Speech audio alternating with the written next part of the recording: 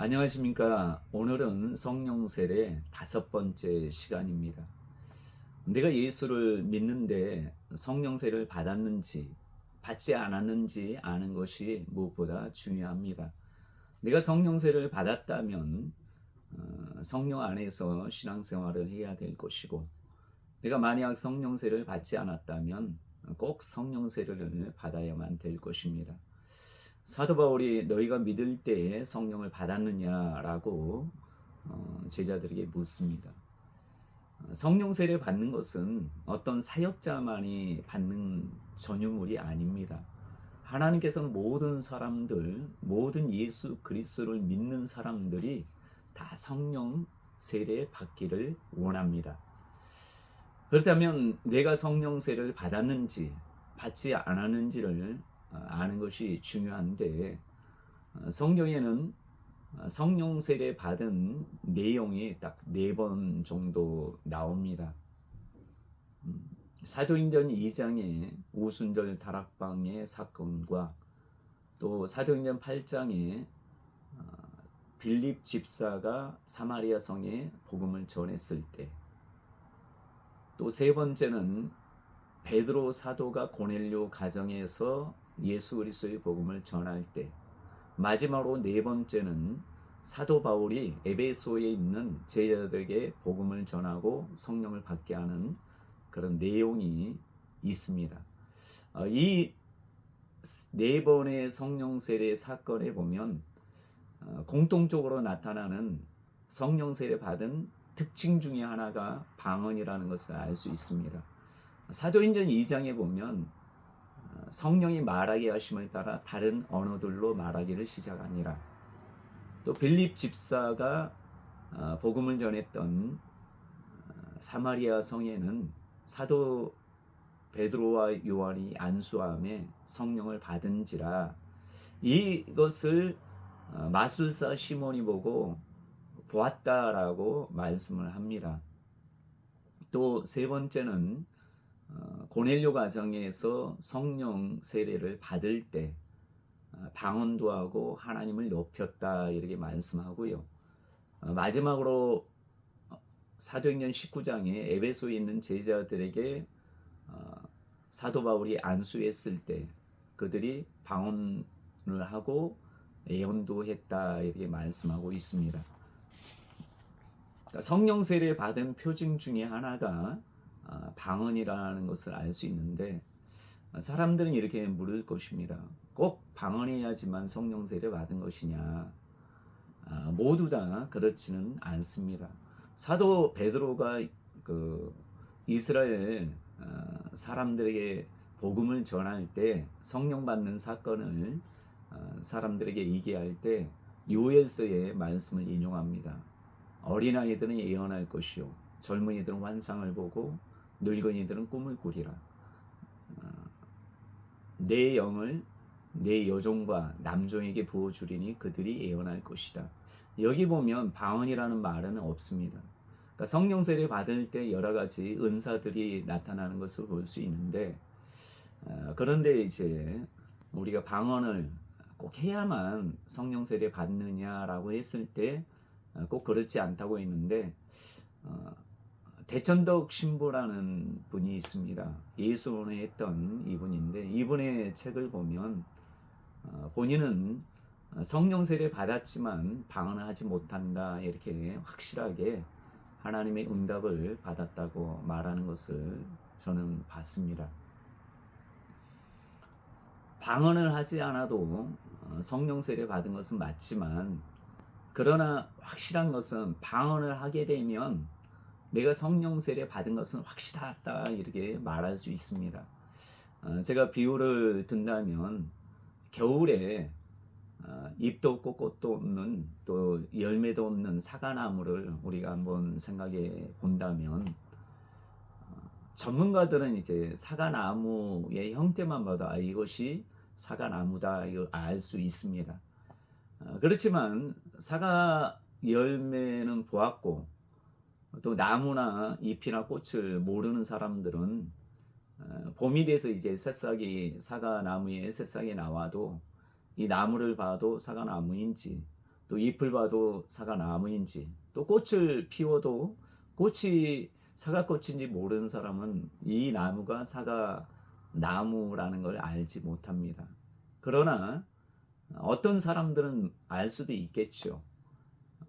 그렇지만 가을이 돼서 잎도 떨어지고 꽃도 피지 않는 그런 상태에 사과나무에 사과 열매가 맺어 있다면 사과를 보고 사람들이 이 나무는 사과나무구나 라고 아는 것처럼 성령 세례 받았을 때 여러 가지 표징들이 있겠지만 대표적인 표징 중에 하나가 방언입니다. 그래서 방언을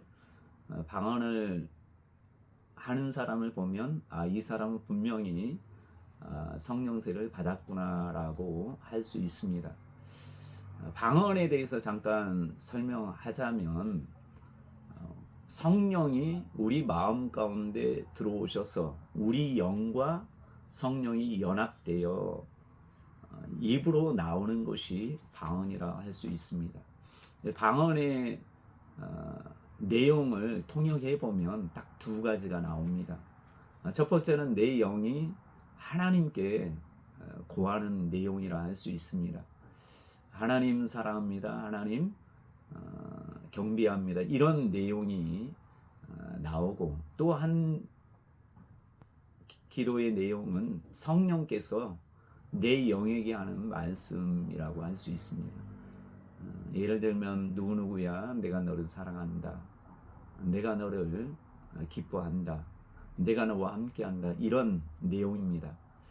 그래서 찬양 가사 중에 사랑합니다 나의 예수님, 사랑합니다 나의 아주 많이요, 또 뒤에 보면 사랑한다 아들아 내가 너를 잘 아노라, 이 내용의 가사를 보면 이 쓰신 분이 방언 통역에서 쓰신 게 아닌가 이런 생각이 들 정도입니다.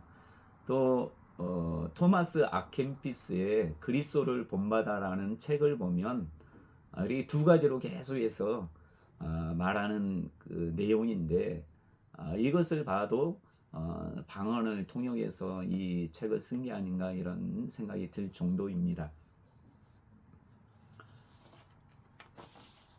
방언을 한다면 내가 성령 세례 받았구나 이렇게 확신하는 게 필요합니다.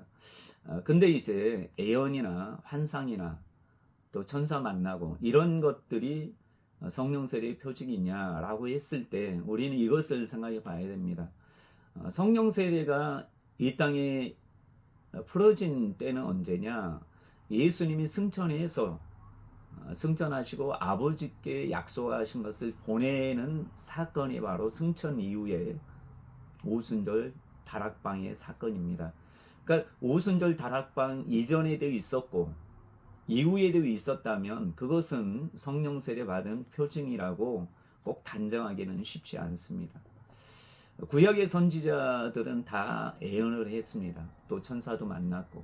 근데 신약에 와서도 보면 예수님의 어머니 마리아가 천사를 만나고, 또 요셉 같은 경우는 꿈에 천사를 만나서 지시함을 받고, 또 세례 요한의 아버지 사가랴 같은 경우는 성령에 충만하여 예언도 합니다. 근데 이제 성령 세례 사건 이후에 성령 받지 않은 고넬료를 보면 그가 기도 중에 환상 중에 이제 천사를 만나고, 천사가 이제 시몬 피장이의 집에 가면 베드로가 있을 것이라 그를 청해라, 이런 환상, 또 천사 만남, 이런 것들이 있지만 그때는 고넬료가 성령 세례를 받기 전이기 때문에 오순절 다락방 사건 이후에도 여전히 천사 만나고 환상 보고 해도 이 고넬료는 성령을 받지 않았기 때문에 예언이고 다른 여러 가지 은사들을 통해서 성령 받았느냐라고 했을 때는 그것을 분명하게 그렇다라고 얘기하기가 쉽지가 않은 것입니다. 그렇지만 방언은 성령 세례, 그러니까 오순절 다락방 사건 이전에는 방언이라는 게 없었습니다. 그러니까 성령이 내 안에 들어오셔서 입을 통해서 하시는 그 언어적인 은사가 방언인데, 성령이 내 마음 가운데 들어오셔야지만 되어지는 표준 중에 하나이기 때문에, 내가 만약 성령 세례 받았는지 받지 않았는지를 알 수 있는 것 중에 하나는 분명한 것은 방언이라는 것입니다. 성경에 하나님께서 구약 성경을 통해서 예언하신 방언에 대한 말씀이 있습니다. 이사야 28장 11절에 보면, 그러므로 더듬는 입술과 다른 방언으로 그가 이 백성에게 말씀하시리라, 이렇게 말씀하고 있습니다. 여러분 중에 방언을 하는 사람이 있다면, 나는 확실하게 성령 세례 받았구나 라고 인식을 하는 게 중요합니다. 성령 세례 받은 것을 하나님께 감사하고, 또 내 마음속에 계시는 성령과 교제하는 삶을 사시고, 성령의 인도함을 받고 성령의 조명을 받고 영을 따라 사는, 성령을 따라 사는 삶을 사시는 것이 중요합니다.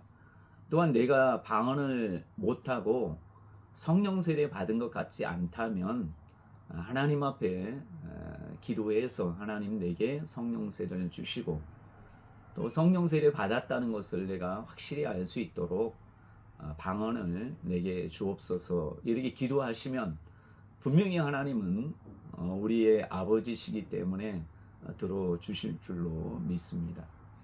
내가 성령을 받았는데 방언은 못한다 라고 한다면, 여러분들이 하나님께 또한 기도해서, 하나님 내가 성령 받았는데, 성령 세례 받았는데 방언을 하지 못합니다. 내가 확실하게 믿음이 크든 적든지 간에 성령 세례 받은 것을 확실히 알 수 있도록 내게 방언이라는 은사를 허락해 달라고 기도하는 것도 참으로 중요하다고 생각합니다. 이상으로 말씀을 마무리하고, 다음에는 성령 세례 어떻게 하면 받을 수 있는지, 여기에 대해서 말씀을 토대로 해서 함께 나누는 시간 갖도록 하겠습니다.